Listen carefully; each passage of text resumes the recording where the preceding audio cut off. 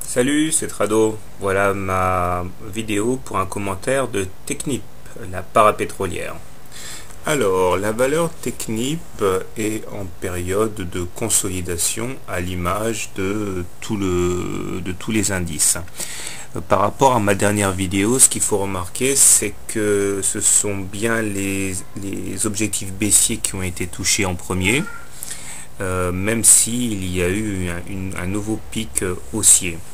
Alors j'ai peaufiné le graphe à la lumière de ce qui vient de se passer et on remarque plusieurs choses. Tout d'abord, nous avons une grande oblique orange en pointillé qui capte les cours, et effectivement, même si cette oblique a été transpercée en séance, c'est-à-dire dans la semaine, il y a 3 semaines, elle n'a pas réussi à être vaincue en clôture, si bien qu'on clôture en dessous de cette oblique orange baissière.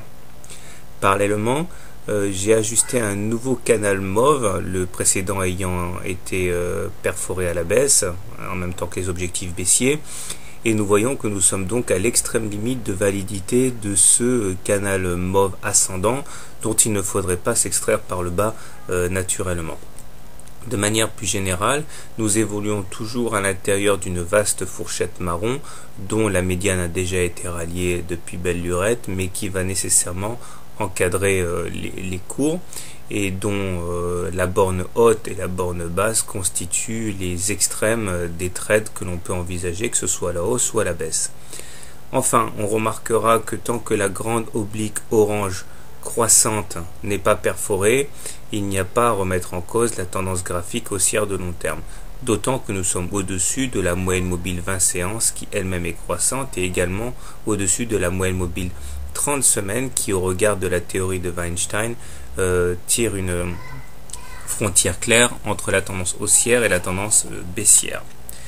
Et je terminerai avec une analyse de Fibonacci en disant que nous avons retracé 23,6% de la dernière hausse, puisque nous sommes en dessous des 43,49 qui constituent les 23,6%. Je dirais même que nous sommes actuellement en dessous, ce qui rend comme objectif tradable possible le ralliement du niveau de Fibonacci inférieur à 38,45, ce qui est d'ailleurs un point de convergence entre l'oblique orange, la médiane de la fourchette d'Andrews marron et ce niveau de Fibonacci, ce qui peut être intéressant.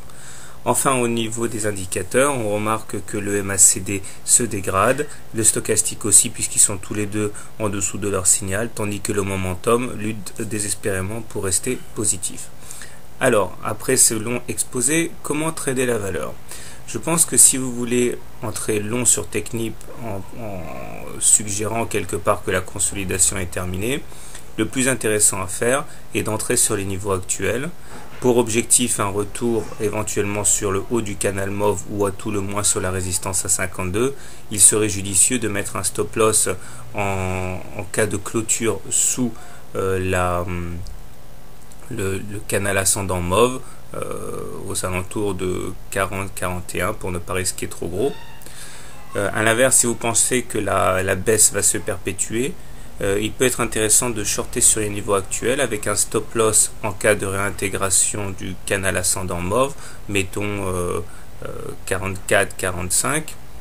Le stop permet également de se prémunir au cas où le niveau de 23,6% de Fibonacci ralentirait les cours. L'objectif naturel serait d'atteindre le niveau de Fibonacci inférieur vers les 38 €. Voilà. Personnellement, je vais donner ma préférence à un petit short, vu le ratio gain-risque qui est très intéressant, et vu surtout la dérouillée à laquelle on assiste sur les indices. Voilà, bonne semaine et bon trade. Et n'oubliez pas le stop loss, jamais.